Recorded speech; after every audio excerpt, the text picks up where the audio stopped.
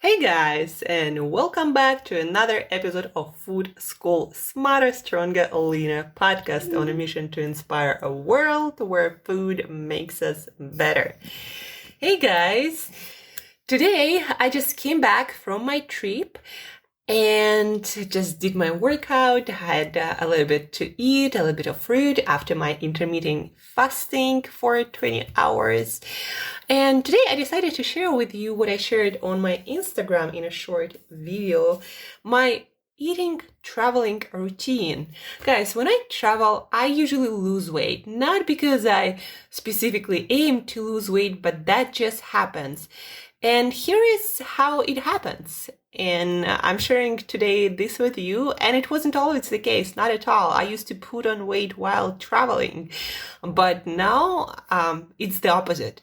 And that's because I changed my routine, the way I do things. And that's why the results change. Usually, guys, if we do the same thing, we usually get the same results. If we change something, then the results change. So try new things, change things, and you might get different results. And they might be even easier and better than you expected. So today, guys, let's just get to it.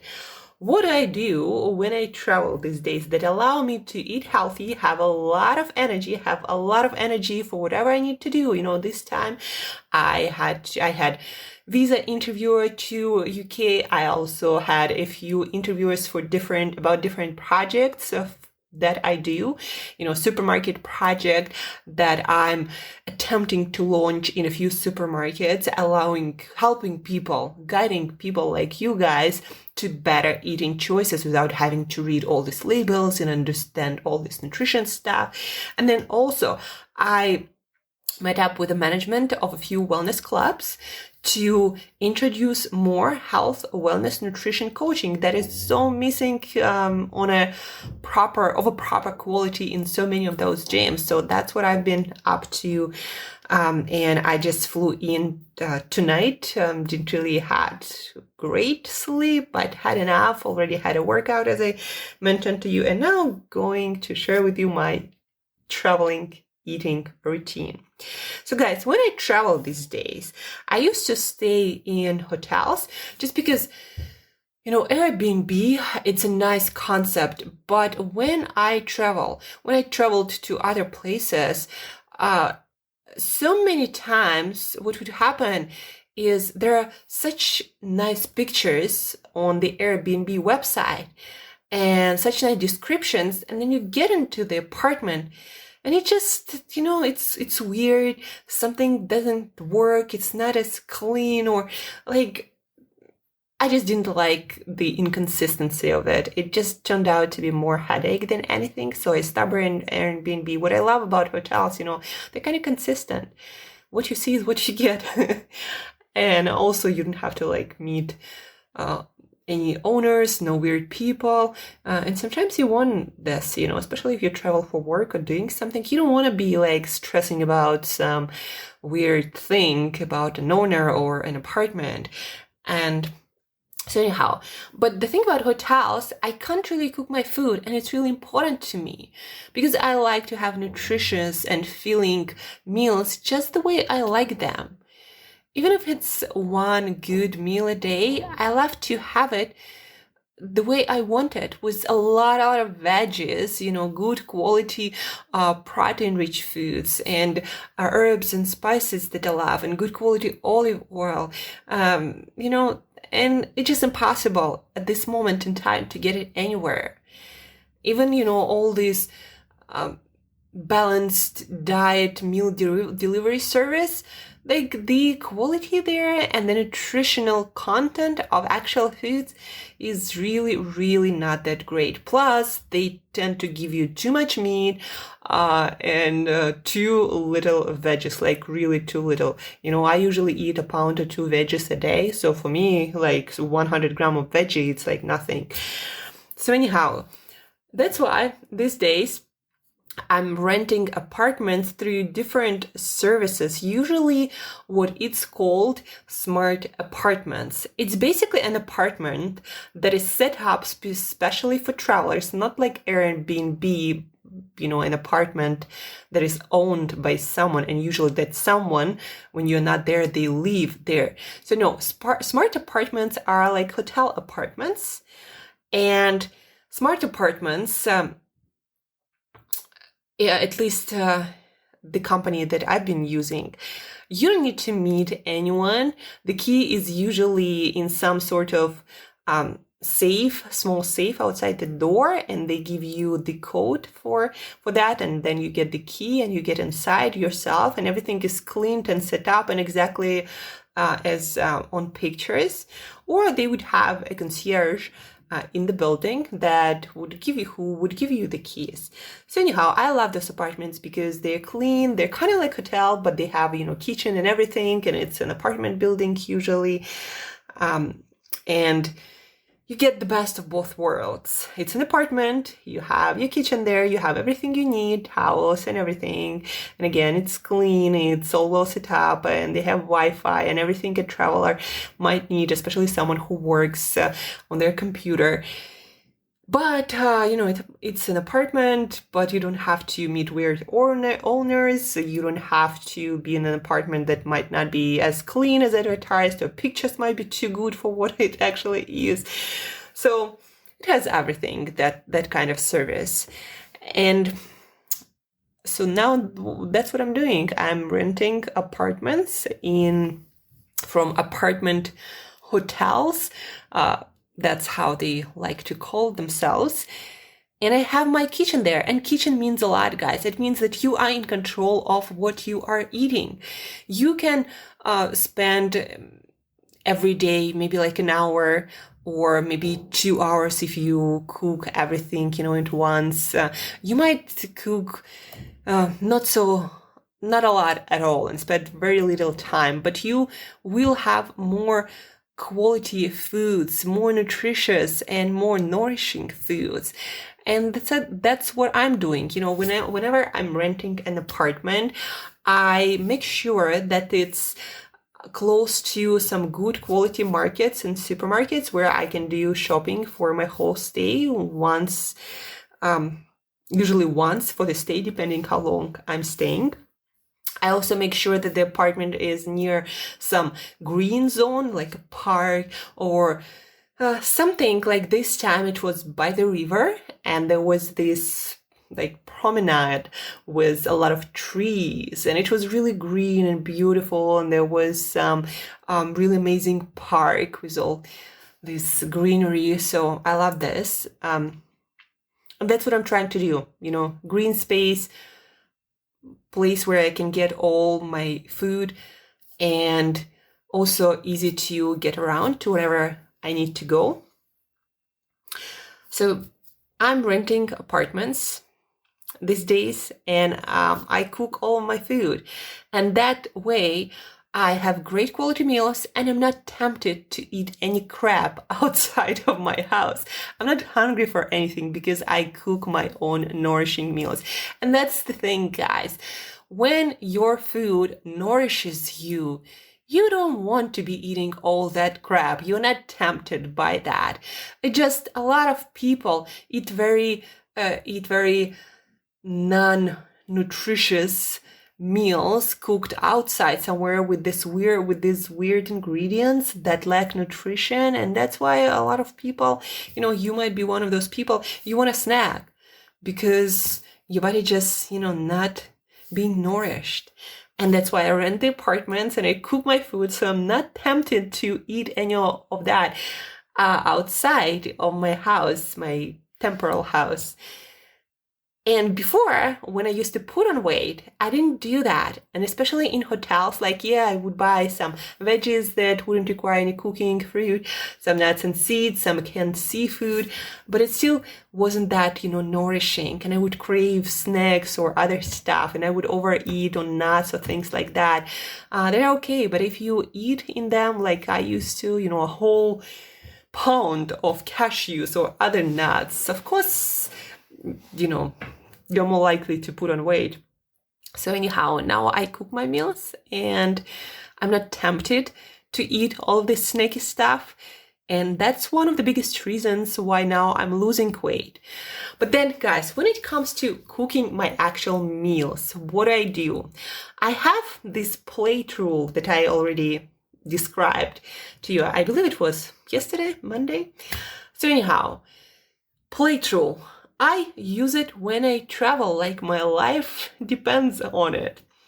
So for me, what it means is for each meal that I'm having, I'm cooking twice as much vegetables. Like, for example, if I'm having one meal a day, then I'm going to be cooking 2 big plates of veggies that end up being maybe 1.5 pounds, maybe 700, 800 grams of veggies.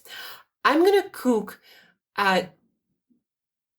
divided by 2. So basically, if I have 2 plates of veggies, then I'm going to cook 1 plate of protein-rich foods.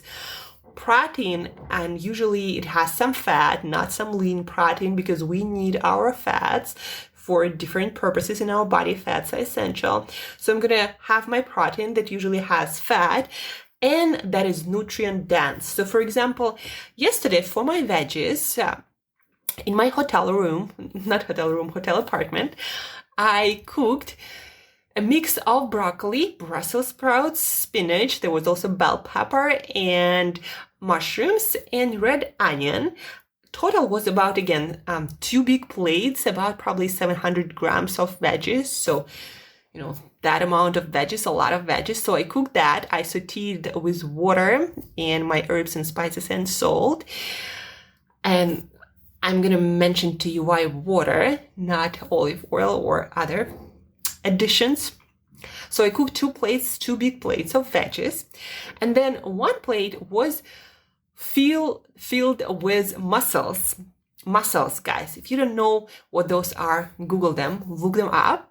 But I just want to share with you that I ate about 350 grams of mussels. And why mussels? Because the protein I try to use for each of my meals should be also protein or not nutrient dense, meaning per calorie, per bite, it would have a lot of nutrients. So for example, if we take mussels and we take 350 grams that I ate yesterday, calories were not that high, just 300 calories. Protein, 42 grams. Then they would also have 6 grams of fats. That is not that much at all. Some carbs, of course, no fiber. But then, guys, 350 grams of mussels with just 300 calories. They had 1,600% of B12, 95% of B2, 62% of B7, 54% of choline. It's kind of like another B vitamin, important for nervous system and brain. B3, 40%, folate, 33, B5, 28, vitamin E, 18, vitamin B6, and then we have 327% of iodine, 255% of selenium, 120% of phosphorus, 113% of iron, 69% of zinc, 60% of copper, manganese, potassium, magnesium, even calcium. And then also omega-3 fatty acids, 325%. And then again, just with 300 calories and 40 grams of protein. So guys, that is a very nutrient-dense source of protein if you compare that to other meats and fish. Mussels are actually very high in nutrients, being really low in calories. And so I ate 1 plate of mussels, so plate roll, 2 times veggies, so 2 big plates of veggies, 1 big plate of mussels, because usually when I'm also traveling, I tend to eat 1 big meal and maybe 1 smaller meal. So yesterday it was 1 big meal. Those were 2 plates of veggies, green and colorful, and then 1 plate of mussels. And I always get my favorite herbs and spices and I mix them up. It's additional source, a great source of antioxidants, but also spices and herbs, they make any food taste so delicious without you having to put much effort into that. And these days you go to any store and you can pick up almost any mix of spices and herbs that will be themed with different countries and different cuisines. So sometimes you can get Thai mix, sometimes you can get Italian, sometimes French, sometimes Mexican, sometimes Chinese. And your food will taste, even the same food will taste different every time. So yesterday I got paprika, sweet paprika, and I got Italian herbs with some veggies mixed into that. So they were just dried herbs, spices, no salt added. I usually travel with my own Himalayan salt, so I don't have to look for salt everywhere I go. And then guys, why I tend to lose weight a lot while traveling? Because I don't get any extra stuff. Like I don't get, for example, olive oils or coconut or avocado oil because, well, first of all, when you're traveling, you're probably not going to be getting the whole bottle of oil to just throw it away, right? So I'm not doing that. But also because in that apartment, there is nothing and I'm not getting any additional fats, any oils, any snacky items. So I tend to cook my meals, eat my food, and that's it. There is nothing left, right? And so then I also move much more. I have meetings. I usually do more work and I do tend to do some workouts, even though they are much shorter. And I end up being in a caloric deficit that is much bigger without even noticing that, without feeling like I'm starving or depriving myself of anything, because I'm usually also, so excited and busy and doing stuff. And I don't have that much time to think about all these snacks that I might be eating. I'm just doing stuff all the time. But at the same time, I make sure that I'm having my nourishing and nutrient-dense meals that provide me with energy, with essential vitamins and minerals that keep me going. So I don't just crash and am hungry all the time, craving all these snacks and nuts and stuff, right? So again, eat a lot of veggies, like for example, 2 plates of veggies, twice as much as my protein, 1 plate of protein. When I travel, especially, I prefer seafood and shellfish because it's just so nutrient dense, or things like chicken livers because they are also really, really nutrient dense. And then I add herbs, spices to spice it up and make it delicious without too much work. I don't like to be doing too much work when a little is enough. So twice as much veggies, basically 1 portion, whatever that portion might be, of protein and fat and nutrient dense food like mussels, 2 times of that amount veggies, and then herbs and spices, and that's it. Usually I also travel with my dark chocolate, 99 or 100%, and I eat exactly 30 grams of that. It's also, by the way, the one I'm getting. It's individually packed. So each 5 grams is actually individually packed. So I eat 6 of those, and that is 30 grams or 1 ounce. And that's it. The rest of the time I'm busy doing stuff. I might also pick up an avocado sometimes, but because they're usually hard to get ripe and ready to eat, I'm not getting them that often. And that's how I end up losing a bunch of weight. Again, guys, I rent an apartment, I cook my meals, I follow my own plate rule that I shared with you. It's actually not my own, it's quite popular. So twice as much veggies, non-starchy veggies, protein and fat and nutrient-dense foods, and then herbs and spices to spice it up and make it delicious. And guys, I forgot, I tend to stay low carb and I don't eat any starch, usually beans or grains when I travel. And that probably too is a reason why I tend to lose these days weight much more often than not, because I kind of automatically switch to low carb and I feel amazing and awesome. And I also usually have some fruit. So not completely low carb or keto. Sometimes I do, sometimes I don't. I also make sure that I eat on schedule, so I fast and have my meals at the same time that I usually do at home, unless I have some meetings.